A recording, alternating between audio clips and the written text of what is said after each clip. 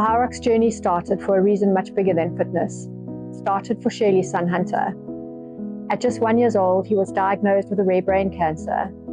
By 9, he had lost his sight, his hearing, and his voice. And then in November last year, she lost him. Hunter was extraordinary. He was kind, gentle, faithful. He saw beauty everywhere and in everything. He never complained. He encouraged everybody. He was a little boy who lived with a heart full of hope. Hyrox became a lifeline, a way for Shirley to breathe again and for me to help her keep going. We raced in Joburg to honor him, and we'll race again in Cape Town to do the same. But also to build something lasting, a way that he will be remembered forever. Hunter's Hope is a project in his name, set up to share the hope he had in his heart. As we race this time, we will be raising funds to help another little boy go to school. Not for his academics or his sporting ability, but because he is kind, compassionate, full of heart, just like Hunter. This is for every child who dares to live with hope, and for a little boy who showed us all how.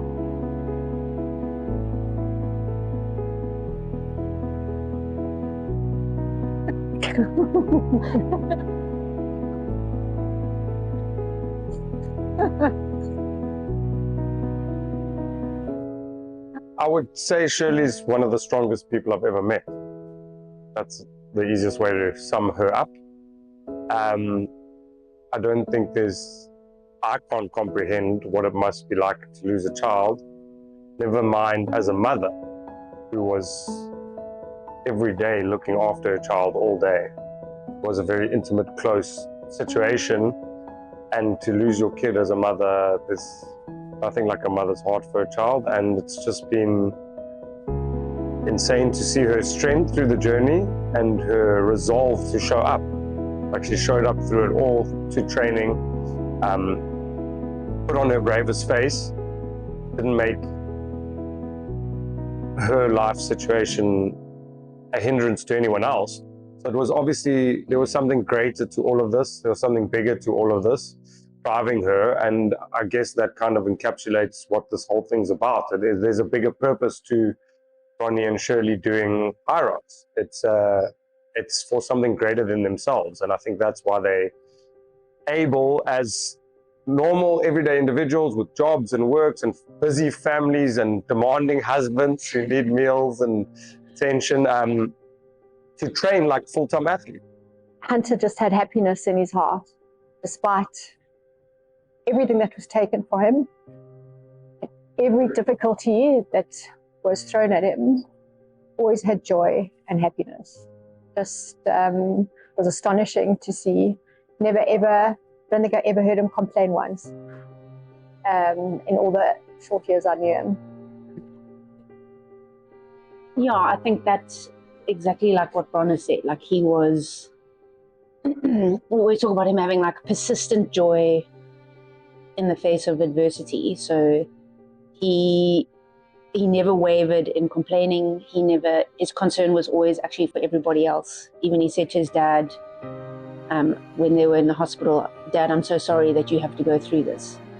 And he didn't just have joy, he overflowed with joy. He always sang. So, Hunter loved to sing and dance, but he sang all the time in the hospitals. Everywhere he was, he sang to encourage people, he sang out of happiness. And so he is the epitome of someone who could hold such immense adversity and suffering and still be so overwhelmed with joy and delight. He even said to me the one day I took him to hyperbaric oxygen therapy for some of his treatments. And when we got home, he said, "Thank you so much for my lovely outing." And so he was even grateful for things that we thought were awful things. He was grateful for those and delighted in, going to his hospital bed. And that just, Hunter was joy when you expected it the least. And concern for people. I mean, he just had a heart for people. Yeah. From school friend to the security guard to the cleaner, everybody to Hunter was the same. Nobody was more important, no one was more special. treated every single person with the most warmth and gentleness and encouragement. He honestly just was.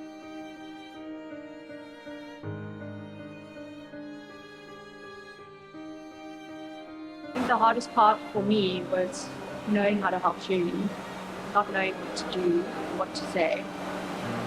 And I think that having Hyrox as something consistent that I could just show up for her and be there for her and hold space for her without having to speak about it or without having to try and make her feel better, because you just can't, the words cannot take that grief away.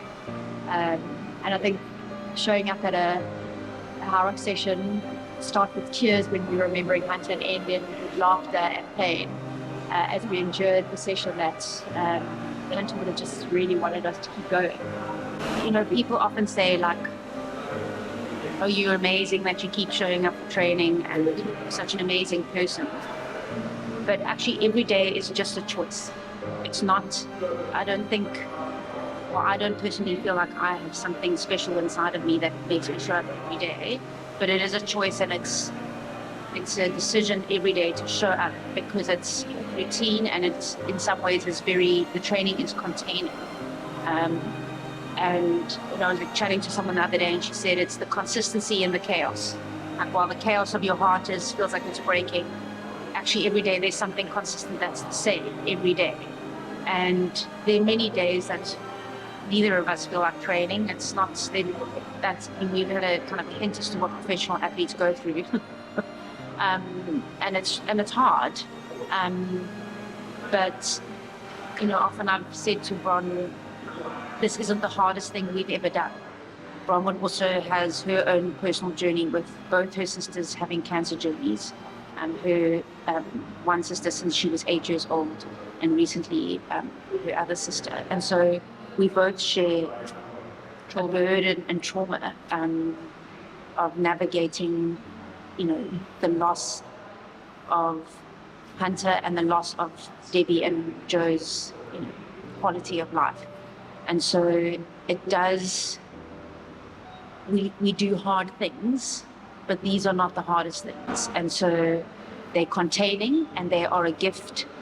So I often say they're a gift that God gives us. Training is a gift, but it's not the giver of our lives. And both Bonnie and I have, you know, relationships with God that we know that ultimately on the inside, God is the person who's going to, God is going to fulfill our hearts and repair our hearts. But this is a gift that He gives us that we can come to every day, laugh, cry, you know, sweat, moan, cry. So I think it's a privilege. You know, my sister lost her ability to move properly. She had half her pelvis removed, half her ribs removed, half her skull removed. And she gets up every day, she walks with difficulty, but she moves. So it's such a privilege to move your body. And when Hunter, my best memories of him were when him and my youngest son used to run across the field, holding hands to school together. And Hunter loved to skip, run and dance. And then when he couldn't move his body anymore, I just realized that, you know, it's not about winning. It's not about being the best. It's just such a privilege to move your body every day. And if you can move it with somebody that means so much to you, you know, it's even better. You know, moving in community really helps. You know, I mean, you know that. It's like if you can show up with a friend, you'll come. But if you're doing it on your own, you're going to find 1,000 reasons to say no. Hunter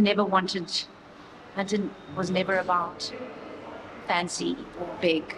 It was about simplicity and meaningful. And so the idea is not to, you know, start a project that supports 100 children. Actually, if one person can change one person's life, it's enough. And we don't want this to be about numbers and how many people we can reach. If you impact one person through your pain, it's worth it because it changes and transforms somebody else's life. So we want it to be project by project and as best as we can do it together for a period of time. And then that might look different in 10 years. But just one person at a time. I think also knowing that people misunderstand grief. So they see Shirley as holding it together and as, Shirley seems like she's getting better and she's getting over it. But knowing that grief doesn't mean tears. Grief can just be an overwhelming emotion. It can be grief and quietness. And just knowing the grief that Shirley had and the unbelievable love that she has for Hunter in her heart, where can she put it? And just for me, not having the words to comfort her, not knowing what to do, just to be there for her, to hold her space, to run next to her, in front of her, yeah, definitely, to push a sled next to her when a song comes on that reminds us of Hunter, to sit and cry together, and then to carry on pushing the sled. Just to be there and just remind her that, her grief doesn't mean to ever get over it. She never will. Passing, as desperate as it was, we have full hope in that his body is restored, that it's been resurrected, and that he is leaping like a deer and seeing with his eyes and running. And Jesus has given him that, and knowing that Jesus can give him the life that we couldn't, and that his suffering will be honored. Yeah, I think that's always what his dad said.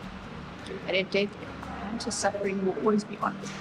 yeah, that he is rewarded in heaven, and he gets a crown. So in his memorial, we had a picture of him with a crown on his head, because God's word promises us that we get the crown of righteousness. And that's the picture I had of heaven, of Hunter that's the picture I had of Hunter when he passed away, was that he had a robe and a little crown on his head. And that is the strength that I have, knowing that I trust in that promise because Jesus has resurrected from the dead. So what is for Jesus is for Hunter. I think my strength is knowing what God promises us in death, that death is not something we have to be afraid of. That sometimes there are things in life you can just show up, train, and finish the race. It doesn't matter the outcome really. I think the race for us is hopefully under 1 hour 10 of pain, but it's actually the whole process that's being, no matter what the outcome, we win our age group, we don't win our age group, we get our time, we don't get our time. I think the joy has been in this unbelievable process, the community that has this amazing support that we've had, from the community at this gym, around this gym, and also the inspiration we've been to other moms. They never thought they could pick up the weight that was a pick, that they can lift heavy weights, you can run fast intervals, and you can do that all while managing a job and having a family. And I think show up at Cape Town, doesn't matter if you do well, if you don't do well, just have fun. You do it. And do it. Yeah, with and joy. That actually the joy will come when you look back and think, sure, I did a hard thing. That when Hunter passed away, and the difficulty is you walk away as a parent and think, I have to walk out this hospital without him. I was like, what would he say as his last? Because he couldn't say anything. What would he have said? And I looked at my husband and the doctor and I said, Hunter would have said, so long, suckers. Because he was ready to. And we said that at his memorial. We had suckers for all the kids and said, that's what Hunter would have said, so long, suckers. So I think the last thing I would say is, so long, suckers.